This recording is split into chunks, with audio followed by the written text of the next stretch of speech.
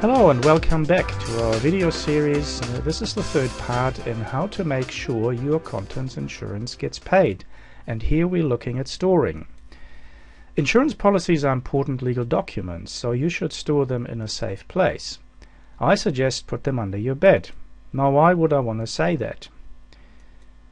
Well, if this happens, how long do you think you have to get out of the house when a fire starts? Well, the fire brigade will tell you less than 1 minute. So it makes sense to keep all of your insurance documents in a handy folder like this with a handle on top under your bed. So if there is any trouble, whether it's an earthquake, a sudden flood, or a fire, you can quickly grab it, throw it out the window onto the lawn, and jump out yourself.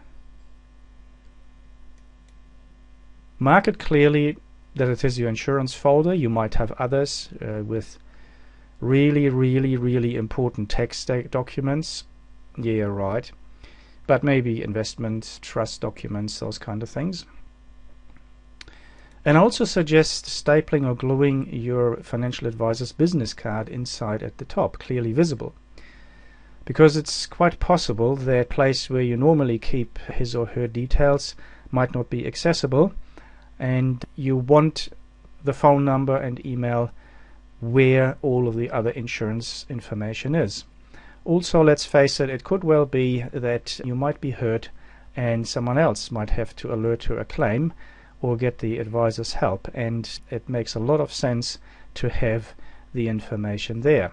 Now, in regards to insurance documents and also to the annual updates that you get in the mail for each and every one of your insurance policy, I strongly recommend that you do yourself and your family a favor and you recycle at least once a year. There is nothing more annoying than a situation where there is a claim and you then have to go through a folder or a big box full of old schedules and old policies, and you have to figure out which of these is actually the latest one, the most relevant one, which of them is actually still in force or has been cancelled and replaced by another one, and it may take you ages to figure this out. Maybe at a time that's extremely stressful, emotionally upsetting, and where time is of a critical nature. It could be worse.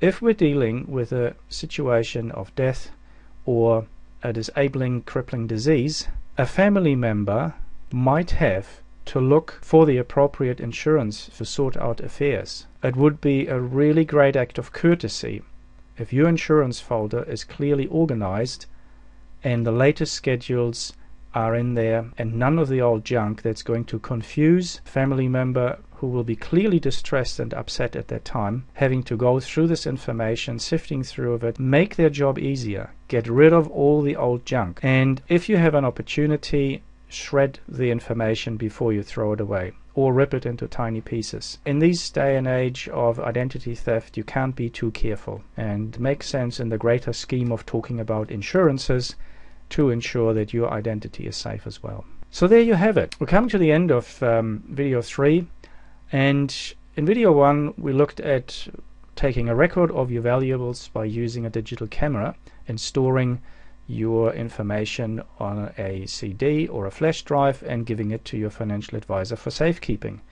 Video 2 dealt with the fact that it would make sense to update your contents values regularly so you always stay on top of what you own and you're never underinsured. And in video 3 we looked at storing in a safe and convenient way, and also to recycle and update your information regularly. So this brings us to the conclusion of video 3 and the end of this series. And as you probably know from television, but wait, there is more. So if you're interested, check out the last video. I think you will find it quite enlightening, so I may see you there. And please, as always, take a brief moment to look at the disclaimer notice that is coming up now. And yes, I did get the reminders from you. It appears to me that you are reading this, because in the last video I had made a mistake in the email address. So thank you for pointing it out to me. Goodbye.